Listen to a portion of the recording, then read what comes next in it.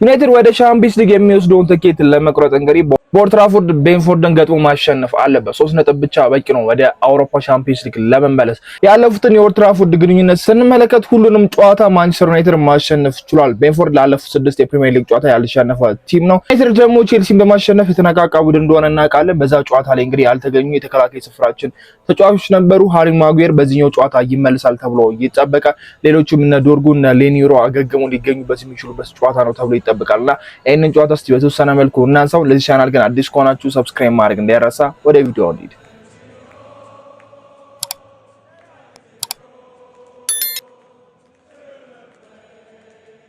የአውሮፓ ቻምፒየንስ ሊግ ከተሳተፈን ለመጨረሻ ጊዜ በ2023-24 ነበርና እዛም የግሩፑ የመጨረሻ ደረጃ ላይ ቦታን ይዘን ነበር ያጠናቀቅነውና ኦልሞስት 3 አመት የሚጠጋ አካባቢ ደርሷልና ዩናይትድ ያለ ቻምፒየንስ ሊግ ጉዞውን ቀጥሎ ነበር። የዩሮፓ ሊግ ተሳትፈናል፣ ፋይናልም ደርሰናል። ያን ነገር ማሳካት አልቻልንምና በሚያሳዝን ሁኔታ 1-0 በቶተንሃም የተሸነፍነው ጨዋታ ከዋንጫው በላይ ዩናይትድ አመቱ ሙሉ የነበረው ውድቀት የነበረው ብዙ የመሸነፍ ታሪክ በዛች ጨዋታ ሊሻሻል ይችላል። ኦር ደግሞ አለ አይደል ደጋፊው የሚያጽናኛ ወደ አውሮፓ መድረክ መመለሻ ትሆናለች ተብሎ ነበር የሚጠበቀው። ያንን መሸነፍ ደግሞ ልክ በዚህኛው ሲዝን እንዳሳለፍ ነው ያነሰ ጨዋታ እንድናረጋ አድርጎናል። ዩናይትድ በአመት ውስጥ እንግዲህ 40 ጨዋታ ነው ብቻ የሚያደርገው ተብሎ ይጠበቃል። አሁን ኦልሞስት የቀሩት በሊጉ 5 ጨዋታዎች ናቸው። ከነዚህ 5 ጨዋታዎች ደግሞ አንደኛው ቤንፎርድ ነው። ይሄንን ጨዋታ ማሸነፍ ዩናይትድ ወደ ቻምፒየንስ ሊግ ይመልሷል፣ ወደ ታላቁ መድረክ ይመልሷልና ቻምፒየንስ ሊግ ወደ አዲስ ፕላትፎርም ተቀይሯል። ልክ እንደ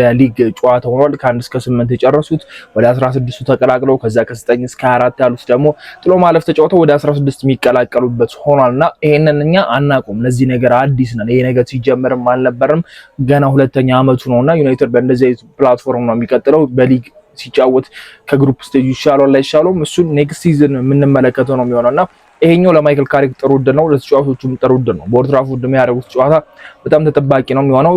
ቤንፎርድ ቀላል ቲም እንዳልሆነ ሁላችንም እናውቃለን። በሊጉ የሚገርም ቲም ነው። የትኛውንም ቲም ማስጨነቅና ማሸነፍ ይችላል። ነጥብ ማስጣል እንደሚችል ደጋግመን የምናየው ቡድን ነውና ያላቸው የአጥቂ መስመር ደግሞ በጣም አሪፍ ነው። ቲያጎ በዚህ አመት ያየነው ድንገተኛ አጥቂ መሆኑ ማይረሳ ነገር ነው። ከነ ብራያን ምቤሞ ኢቫን ቶኒ በተሻለ እንግዲህ ጎል ማስቆጠር ችሏልና በፕሪሚየር ሊጉ እነሱ ነበሩ 20 ጎሎች ማስቆጠር የቻሉት ለቤንፎርድ ማለት ነውና አሁን እሱ 21ኛው ጎሉ በፕሪሚየር ሊጉ ማስቆጠር ችሏል። የሊጉ ሁለተኛው ጎል አስቆጣሪ ነው። የብራዚል ጥሪውን ማድረግ ችሏል። የሚገርም ታይም ላይ እየደረሰ ነውና በሰዓት ላይ እሱን ማጉዌር ተመልሶ ማግኘታችን አሪፍ ነው ብዬ አስባለሁ። በማዝራይ ትንሽ ልንቸገርበት የምንችልበት አጋጣሚ ይኖራል ብዬ እገምታለሁና ሄቨን የባለፈውን እንቅስቃሴ የቼልሲን እንቅስቃሴ ደግሞዋል ተብሎ ይገመታል። ሄቨን እና ሃሪ ማጉዌር ናቸው የሚጠመሩት። አሪፍ ጨዋታ የምናይበት 3 ነጥብ የምናሳካበት ጨዋታ ሆናል ብዬ አስባለሁ። የመጀመሪያው ዙር በቤንፎርድ ሜዳ ያደረግነው ጨዋታ ምንረሳው አይደለም። ለዩናይትድ በጣም መጥፎ ጨዋታ ግን መጥፎ ሆኖ ወደ ጨዋታ የምንመለስበት አጋጣሚ የተፈጠረበት ብሩኖ ፈርናንዴዝ የመጀመሪያዎቹ የፕሪሚየር ሊግ ጨዋታዎች ላይ አሁን የምናውቀው ብሩኖ ፈርናንዴዝ አልነበረም። ፔናልቲዎች የሚያባክን ነበር። የፉላሙን ጨዋታ የምናስታውሰው ናቸው። የተለያየንበት ፔናልቲ ያባክነው ነበር። የቤንፎርድ ጨዋታ በተመሳሳይ ሁኔታ 2-0 እየመሩ አንደኛው ጎል አስቆጠረን። ሴስኮ ያስቆጠረው የምንረሳው አይደለም። ሁለተኛው ጎል አስቆጠረን ወይ አቻ ወይ ደግሞ ካምባክ ሊሰራበት የሚችልበትን አጋጣሚ ብሩኖ ፈርናንዴዝ አብክኖት ነበርና ያኛው እነዛ ሞመንቶች እናስታውሷቸዋለን። በቃ የብሩኖ ፈርናንዴዝ ጥሩ ታይሙ አልነበረምና ብዙ ደጋፊዎች የተማረርንበት ታይም ነበር። እነሱም ነበሩ ጥሩ ሞመንት ያልነበረበትም ታይም ነበርና አሁን ግን ቡድኑ በጣም ተነካክቷል። ብሩኖ ፈርናንዴዝ በሊጉ የአመቱ ምርጥ ተጫዋች ለመሆን የተዘጋጀ ተጫዋች ነው። የሊጉን ሪከርድ ለመስበር እየተዘጋጀ ያለም ነውና 18 አሲስት ደርሷል። ከዚህ በኋላ 3 አሲስት የሚያደርግ ከሆነ የግሉ ማድረግ ይችላል። 2 አሲስቶች ደግሞ የነ ሄንሪን ሪከርድ እንዲጋር ያደርገዋልና ለዚህኛው ጨዋታ ዩናይትድ የተሻለው ነው። ቤንፎርድ በሜዳው 3-1 ያሸነፈው ዩናይትድ ነው ብለን ለመናገር ድፍረቱም የለንም።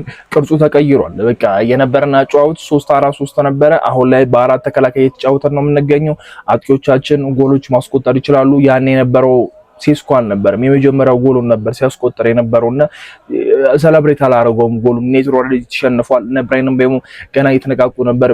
በቃ አላሪ የግሪስፒ ሽንፈት የነበረበት ታይም ነበር። ዩናይትድ ጥሩ የሚባል ታይም ላይ አልነበረም ቤንፎርድ ነው ያገኘውና አሁን ግን ዩናይትድ ጥሩ የሚባል ታይም ላይ ነው። ቤንፎርድም ጥሩ የሚባል ታይም ላይ ነው። ሁለቱም የሆነ ፐርፐዝ ኖራቸው ነው የሚጫወቱት። ያኛው ለአውሮፓ መድረክ ይጫወታል። ሻምፒዮንስ ሊግ እንኳን ባይሆን ለአውሮፓ ሊግ መጫወት ይፈልጋል፣ ለኮንፈረንስ ሊግ መጫወት ይፈልጋል። ለእነዚህ አይነት ቡድኖች ትልቅ ነው። በቃ ምንም አይነት የአውሮፓ መድረክ ባክግራውንድ ኖራቸው ማያክ ቲሞች ከሆኑ የትኛውንም አይነት የአውሮፓ መድረክ መሳተፍ ይፈልጋሉና ቤንፎርድ ደግሞ ቀላል ቲም እንዳልሆነ እናውቃለን። 6 ጨዋታ አልፎታል። ለመጨረሻ ጊዜ በብራይተን ነው በ2-0 የተሸነፈውና 6 ጨዋታ ያለ ምንም ሽንፈት ተጉዟል። እኛ ራሱ 6 ጨዋታ ተሸነፍን የምናስታውሰው ነው።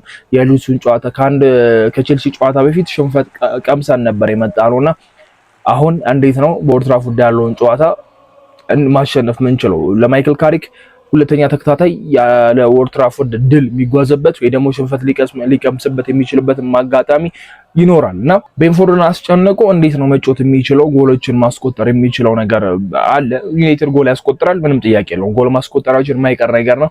አሁን ጥሩ የሚባል ኮንፊደንስ ላይ ነው በጣም ሪካርዶ ራሱ ለመጨረሻ ጊዜ ዩናይትድ በእነዚህ አይነት መልኩ ጎል ተከታታይ ጨዋታዎችን ማስቆጠር የቻለው ለመጨረሻ ጊዜ በ2012-13 ነበርና አሁን በተከታታይ በየትኛውም ጨዋታዎች መለስ ብትሉ ዩናይትድ ጎል ያላስቆጠረባቸው ጨዋታዎች የሉም። ኦልሞስት ወደ 20 ምናምን እየተጠጋን ይመስለኛል ተከታታይ ጨዋታዎችን ጎል በማስቆጠርና ጎል የሚያገባ የአጥቂ ስፍራ እንዳለን ወይ ደግሞ የመሃል ስፍራዎቹ እነ ካስሜሮ ጎል ያስቆጥራሉ፣ እነ ኩኛ፣ እነ በሞ፣ እነ ሴስኮ አንዳቸው ጎል እንደሚያስቆጥሩ በጣም እርግጠኛ ሆነን ነው የምንጀምረውና የተከላካይ ስፍራችን ባለፈው በነዛ እንኳን ክሊንሺት ጠብቆ መውጣት ይችላል። ከሰው ሜዳ በቼልሲ ሜዳ ያን ነገር ማድረግ ይችላል። አሁን ደግሞ በኦልድ ትራፎርድ የሊድሱን ጨዋታ የሚክሱ አይነት ጨዋታ ማይክል ካሪክ ይዞ መቅረብ አለበት ብዬ አስባለሁ። የሊድሱ ጨዋታ በጣም አስከፊ ነበር ለሱ መጥፎ ጨዋታ ነው። በአሰልጣኝነት ከሪሩ እስካሁን ድረስ ካየናቸው ጨዋታዎች ዩናይትድ በኒውካስትልም ተሸንፏል፣ ግን የሊድሱን ያህል መጥፎ አልነበረም። በጣም ብዙ ጎሎች መቆጠር የሚችልበት አጋጣሚ ነበር። ገና በረፍቱ 3-0 ሆነን የምንወጣበት ማይሞክርበትም አጋጣሚ ነበር ሊፈጠር የሚችለውና የአሊሳንድሮ ያወጣትን ኳስ ምን ረሳት አይደለችም። አሁን ያንን ነገር ለመካስ ከቤንፎርድ ጋር የሚያደርጉ ጨዋታ በጣም ተጠባቂ ነው የሚሆነው። ከስንት ጊዜያት በኋላ ወደ ቻምፒየንስ ሊግ የምንመለስበት ጨዋታ ነው።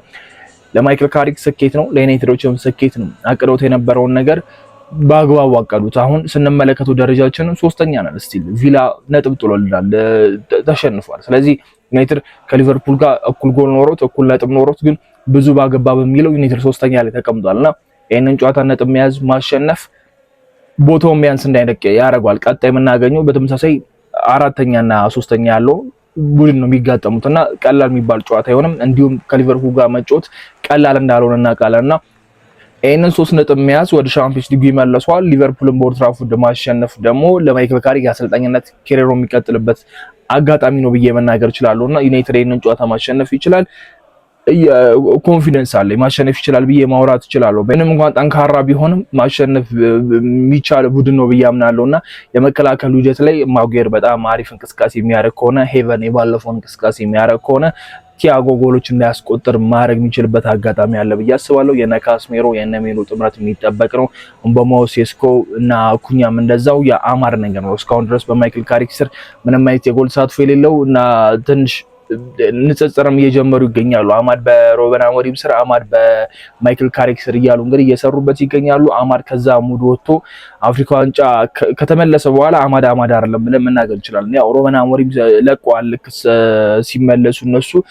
ከዛ በኋላ እንግዲህ ጥሩ አልነበረም። የአፍሪካ ዋንጫ ላይ የነበረው አማድ ማን ኦፍ ዘ ማች ሲሆን ነበረ። በቃ በደንብ ሲጫወትም የነበረ እንቅስቃሴዎቹ የሚገራርሙ ነበሩና ያንን አማድ በዚህኛው በማይክል ካሪክ ስር ቡድን ማግኘት እየቻለን አይደለም። የባለፈውን አመት አማድም እያገኘ ነው አይደለምና ሮበን አሞሪም ለሱ የሚመች አጫወት ይዘው ነበረ ወይ ደግሞ እኛ ያላየንበት ነገር አማድ የጎል ተሳትፎች ላይ የሌለበት እንቅስቃሴዎቹ ወደ ጎል ለምንድነው ያልተቀየሩት የሚለው ነገር ማንሳት የማይቀር ነገር ነው። የመጀመሪያ የካሪክ ጨዋታ ላይ ጎል አስቆጥረው ኦፍሳይድ እንደተባለና ቃለን ኳሶች ይሞክራሉ፣ ኳሶች ይመለስበታል እንጂ ጥሩ ሙከራ እያደረገ ነው። አንዴ እስኪ ከፍተለት ነው የሚባለው። ብቻ የቀሩትን ጨዋታ አማድ ጎል ማስቆጠር ወይ ደግሞ ጎል ተሳትፎ መኖር ለሱ መነቃቃት ነው ብዬ አምናለሁና ማይክል ካሪክ ይሄንን ጨዋታ ማሸነፍ ለሱ ትልቅ ስኬት ነው የሚሆነው። የመጀመሪያ ግቡን ነው በቃ እዚህ ቡድን ውስጥ ሲመጣ ዩናይትድ ወደ አቋሙ እንዲመለስ ወደ አሸናፊነቱ እንዲመለስና የአውሮፓ ቻምፒየንስ ሊግ ሊያሳካበት የሚችልበትን አጋጣሚ መጠቀም ነውና አጋጣሚዎችን ተጠቅሟል። አጋጣሚዎቹን ብቻ ከመጠቀም አንፃር ዩናይትድ ካሰቡት በላይ እኛ ደጋፊዎች ካሰብነው በላይ ጨዋታዎችን ማሳየት ይችላል። ስለዚህ ማይክል ካሪክ ገና ጨዋታዎች እየቀሩ ዩናይትድ ወደ ቻምፒየንስ ሊግ መግባቱ የሚያረጋግጥበትን እድል ፈጥሮልናል። ለዛ ማመስገን ይኖርብናል ብዬ አስባለሁና የነገውን ጨዋታ በደንብ በጣም የምንጠብቀው ጨዋታ ነው የሚሆነው። አዳዲስ የዝውውር ዜናዎች መሰማታቸው አይቀርም። በእነሱ ዙሪያ ላይ ደግሞ ሌላ ቪዲዮዎች እንሰራለን። ዩናይትድ ይህንን ጨዋታ ስለሚያሸንፍ የሚችል ይመስላችኋል? ኮመንት ላይ አሳውቁኝ። የሚቀጥለው ቪዲዮ እንገናኛለን። መቻችሁ ቻው።